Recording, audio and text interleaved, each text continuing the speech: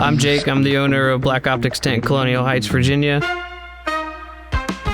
Growing up, loved everything to do with cars. I used to take things apart and try and make them look better on my own. I think I just enjoyed doing it as a hobby so much that it never occurred to me to do it for a living.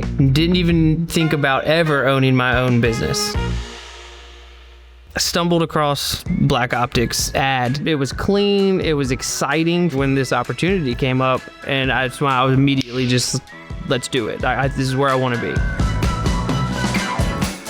Being a business owner is fast, but when you're actually working on a car, time slows down a little bit. I love it. There is an unlimited level of creativity in this industry. Being able to upgrade someone's car to wheels and tires, an entire audio system, and window tint, like it's the full picture, it's the whole car. The Black Optix model is tried and proven. The biggest thing is you don't feel alone. They'll help you set goals for yourself. I would like to grow with the brand and into the brand as much as I possibly can.